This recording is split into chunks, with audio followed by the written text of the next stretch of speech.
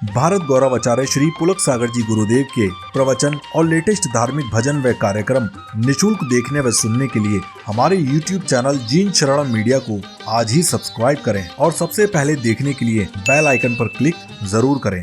पुरुष शोषण करता तो उससे लड़ा जाता, उसके लिए कानून बनाया जाता। दुख तो इस बात का है कि नारी के द्वारा नारी का शोषण हो रहा है, नारी के द्वारा नारी का उत्पीड़न हो रहा है, नारी के द्वारा नारी की हत्या कराई जा रही है। और हर माँ चाहती है कि मेरे को बेटा होना चाहिए लेकिन मुझे बेटी नहीं होना चाहिए। वो माँ ये क्यों भूल जाती है कि मैं भी किसी के घर की बेटी रही हूं। ध्यान रखिए, नारी के द्वारा नारी का शोषण। एक माँ बेटे को इसलिए चाहती है, बेटी को इसलिए नहीं चाहती है कि एक बेटी होगी तो वो पराया धन है, और जिस दिन जवान होकर के उसका विवाह करेंगे उस दिन मोटा दहेज हमें उसकी शादी में देना पड़ेगा। एक दहेज ऐसा अभिशाप है, समाज के भीतर ऐसा दहेज में आकर के बैठ गया है। ये दहेज का राक्षस ऐसा राक्षस है जो महिलाओं को, बालिकाओं को अपने शिकंजे में कसते चला जा रहा है।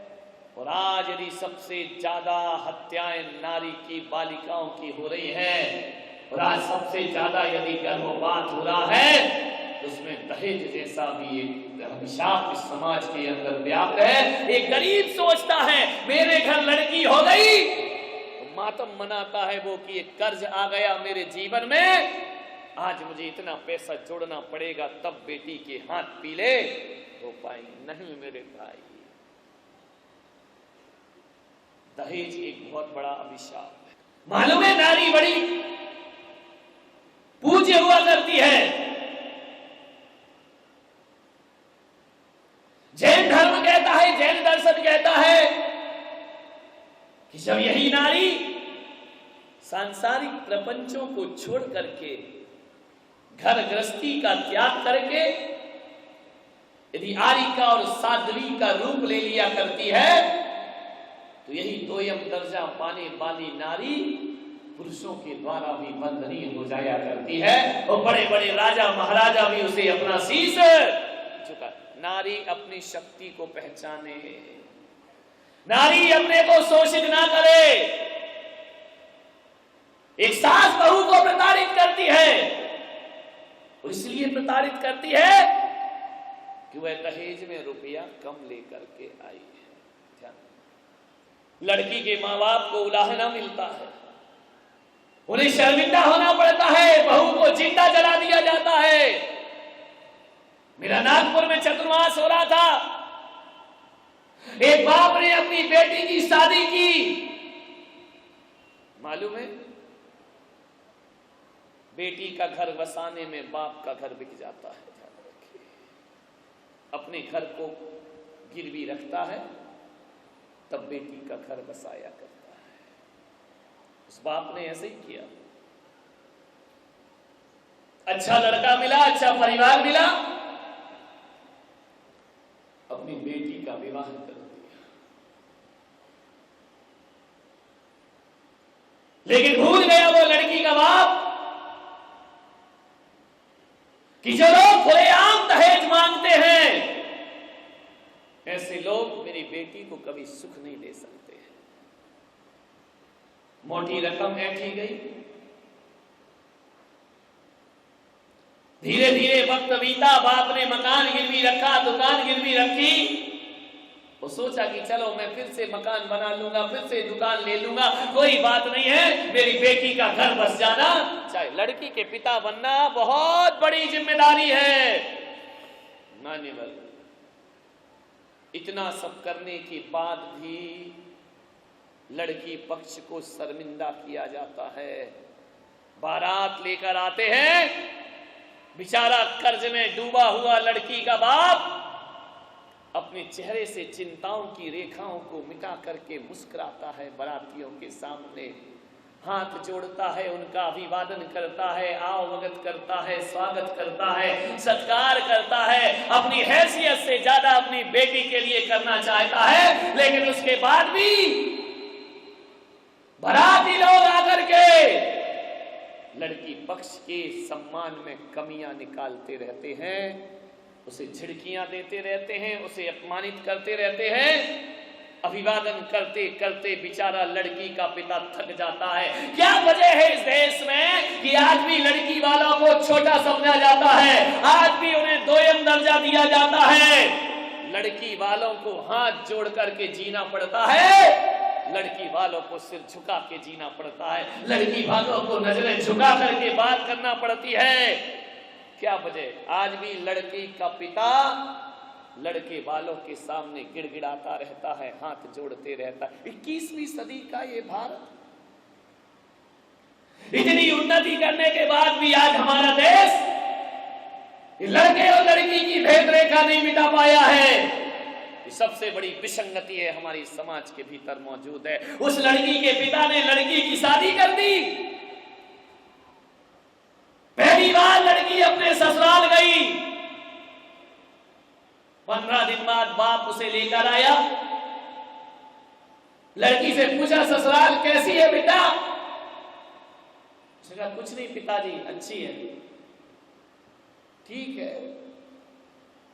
बाप को लगा कि जरूर लड़की कुछ छिपा रही है। दूसरी बार फिर पहुंची ससुराल, उसे बार बार प्रताड़ित किया जाने लगा। उसकी सास कहती कि पैसा लेकर के आ अपने माँ बाप से। एक बार कर्ज लेकर के, मान्यवर ये कोई कहानी नहीं है, नागपुर के पास की घटना है, सत्य घटना है, अखबार में पढ़ी गई। उसे कहा गया कि पैसा लेकर के आओ। लड़की बोली अम्मा जी मेरे पिताजी की इतनी हैसियत नहीं है कि वे हर बार आपको पैसा दे सके। कर्ज करके उसने मेरा विवाह किया है, घर गिरवी रख के उसने मेरा विवाह किया है। अम्मा जी आपको जितना काम मुझसे कराना है करा लीजिए, लेकिन मेरे माँ बाप को पैसों के लिए परेशान मत करिए। वो बहुत गरीब हैं, आपने दहेज मांगा, उन्होंने दहेज दिया, लेकिन अब उनका इतना सामर्थ्य नहीं है। उनकी एक छोटी बेटी और है, उसकी भी उसे शादी करना है। मैं आपके हाथ जोड़ती हूँ, मुझसे जो आप कराएंगे, कपड़े धुलाएंगे कपड़े धोऊंगी, बर्तन साफ कराएंगे मैं बर्तन साफ करूंगी, मैं नौकरानी बनकर रह जाऊंगी। लेकिन अम्मा जी मेरा आपसे निवेदन है कि मेरे पीहर से पैसा मत मंगाइएगा। मैं तुमसे निवेदन करती हूँ, यदि मेरे बाप के पास होता तो मैं और ज्यादा ला करके तुम्हें देती। सास ने कहा हमें कुछ नहीं सुनना है, अपनी पीहर से पैसा लेकर आओ। ननद प्रताड़ित करने लगी, ससुर मौन रहने लगे। पति ने कहा यदि तू 10 लाख रुपए लेकर नहीं आई तो इस घर में तेरे लिए कोई स्थान नहीं है। क्या करती वो गरीब की लड़की? फोन लगा के पीहर में बोल नहीं सकती कि पैसा चाहिए। उसे मालूम था कि यदि मैं मांगूंगी और अपने माँ बाप से अपने दुखों का बयान करूंगी तो मेरा बाप हार्ट पेशेंट है, वो दुनिया में जिंदा नहीं रह पाएगा। कितना मजबूर किया गया उस लड़की को। उसने अपने पति को बहुत समझाया कि देखिए मुझे मजबूर मत करिए, मेरे माँ बाप नहीं, मैं चटनी रोटी खा के रह लूंगी। मैं तुमसे निवेदन करती हूँ कि जैसा रखोगे वैसा रहूंगी, मैं एक सामान की भी तुमसे डिमांड नहीं करूंगी। लड़के ने कहा कि वो कुछ नहीं, तू अपने बाप के यहां से पैसे लेकर के आ। और एक दिन ध्यान रखना, उसे मारा जाने लगा, पीटा जाने लगा, उसे प्रताड़ित किया जाने लगा। लड़की मजबूर, न ससुराल छोड़कर जा सकती है, न पीहर से पैसा मांग सकती है। एक दिन पिता लेने आया, लेकर के उसे पीहर आया। छलक पड़ी लड़की की आंखें, पिता को समझते देर न लगी। उसने कहा बोल बेटी तुझे क्या कष्ट है इस घर में? बोले कुछ नहीं पिताजी, सब ठीक है, जो मेरे भाग्य में है वही होगा, आप चिंता नहीं करें। बोले बेटी लगता है कि तू है प्रताड़ित होती है, बोला कुछ नहीं पिताजी। माँ ने कहा बेटा बता तुझे क्या कष्ट है उस ससुराल में। उसने कहा माँ मुझे कोई कष्ट नहीं है, जितने दिन मैं रहने आई हूं पीहर में उतने दिन रहूंगी और लौट करके घर चली जाऊंगी। सुबह से शाम वह देखती माँ का हृदय था बेटी की भावनाओं को पढ़ा करती थी। उसने कहा बेटी तुझे मेरी कसम है, एक बात बता तुझे क्या दुख है। रो पड़ी माँ से लिपट के, माँ मैं तुम्हें कैसे बताऊं, ऐसी ससुराल मिली है मुझे जो कहती है कि अपने पीहर से पैसा लेकर के आओ। माँ मुझे मालूम है ना ये मकान गिरवी रखा है पापा ने, अब बता माँ मैं इस उम्र में उनसे कैसे कहूं कि मेरे लिए पैसा चाहिए, मैं कहां से पैसा ला करके दूं। माँ यदि मैं दहेज प्रकरण में जाकर के पुलिस में रिपोर्ट करती हूं तो मैं कैसे लड़ूंगी, मेरे पिता के पास तो केस लड़ने के लिए भी पैसा नहीं है, मैं क्या करूं। माँ बड़ी चिंतित हो गई। माँ ने कहा चिंता मत कर, मेरे पास कुछ चूड़ियां पड़ी हैं सोने की, ये ले जा करके अपने पति को देते हैं, तू खुश रहे। उसने कहा माँ ये चूड़ी तुम रखो, ये छोटी वाली की शादी करना है आपको, और आपने चूड़ियां दे दी, अगले महीने फिर डिमांड आएगी, बता माँ मैं कहां तक दूंगी उसे। तुम चिंता मत करो, मैं धीरे धीरे उस घर को सुधार लूंगी, उस घर को बदल लूंगी। 15 दिन बीते, पिता लड़की को छोड़ने ससुराल गया।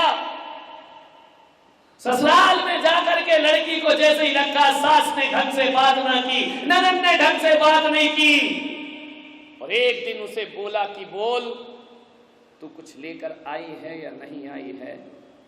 रो पड़ी किस्मत की मारी। मालूम है क्या हुआ, सास ने और ननद ने उसे कमरे में बंद कर दिया, और बंद करने के बाद बोले हमने देख लिया तेरा कुछ नहीं हो सकता है। कहते हैं इतना प्रताड़ित किया उस लड़की को, उसके हाथ पैरों को बांध करके इतना मारा गया, इतना मारा गया, एक लोहे की राड से मारा गया।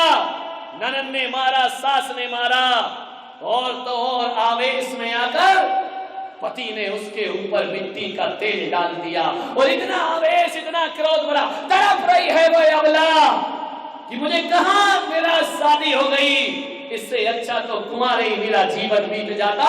और देखते ही देखते वो जो ननद थी भूल गई कि मैं भी किसी की बेटी हूं और कहीं ससुराल में जाऊंगी। उसने लोहे के चाकू से उसकी दोनों आंखों को फोड़ दिया, खून की धार लग गई। अब जब वह चीखती है लड़की, मिट्टी का तेल डाला गया और एक दिया सलाई जला करके उस लड़की को जला करके राख कर दिया गया। तड़पती रही वह अबला। अखबार में पढ़ा, मेरा दिल दहल गया ये देखकर, ऐसे नराधम लोग भी आज इस दुनिया में जिंदा है जो पैसे की खातिर बेटियों को ऐसा जला दिया करते हैं। मान्यवर तड़प तड़प के जल गई। चीख पुकार सुन के पड़ोसी एकत्रित हुए। कहते हैं घर में सुबह सुबह फोन की घंटी खनखनाई। लड़की के बाप ने सोचा सुबह 6 बजे फोन आ रहा है, जरूर कुछ ना कुछ गड़बड़ हुआ होगा, मेरी बेटी के साथ कुछ गड़बड़ हुआ है। आंख फड़क रही है मां की। जैसे ही फोन उठाया, ससुर ने फोन किया कि समधी जी आपकी बेटी की तबीयत बहुत खराब है, तुरंत आ जाइए। लड़की की मां समझ गई कि कुछ अनहोनी घट गई है उस घर में। दौड़े दौड़े लाचार माँ बाप पहुंचे उस घर में, और जैसे ही घर में पहुंचे क्या देखते हैं कि लड़की के ससुर और पति ने कहा इसे जल्दी जला दो।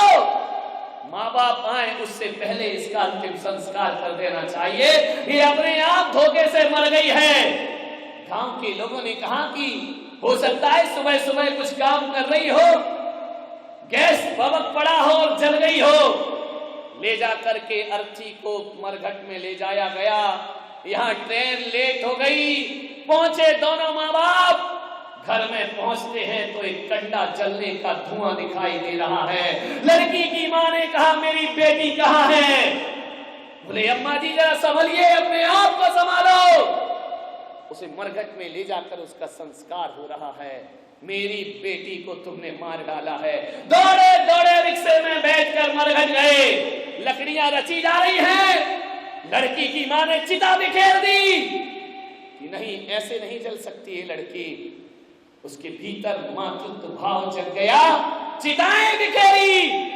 और जैसे ही कफन में से मुंह हटाया गया, मुंह से कफन हटाया, मां देखकर बेहोश हो गई। इस लड़की की दोनों आंखें निकाल दी गई। जिस लड़की को चाकू से गोद करके मार दिया गया, जिसके शरीर को पहचाना नहीं जा सकता है, उसने कहा पहले पुलिस केस बनेगा, उसके बाद लड़की को दफनाया जाएगा, उसके बाद लड़की को जलाया जाएगा। सारा गांव इकट्ठा हुआ। पता चला कि लड़की ने सुसाइड नहीं किया, लड़की को इन हत्यारों ने मिलकर के मार दिया है। ध्यान रखिए मान्यवर, लड़की का लाचार बाप जार जार आंसू बहा रहा। लड़की की मां बेहोश होकर पछाड़ खाती है। चंद रुपयों की खातिर उसकी हत्या कर दी। ध्यान रखिए, जीते जी घर की लक्ष्मी को अंगारों में भार दिया।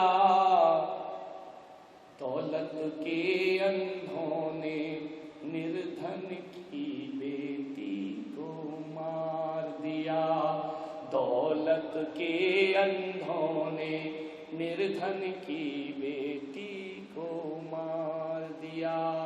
पहले तो मीठी बातों से उसका मन फुसलाया, फिर एक रोज अंधेरे कमरे में उसको बुलवाया। मुंह पर पट्टी बांध दी गई, शोर नहीं मच पाया। जल्दी ही दो हाथों ने फिर एक सोला सुलगाया, और तड़पती अबला पर फिर तेल झमाझम झाड़ दिया। दौलत के अंधों ने निर्धन की बेटी को मार दिया।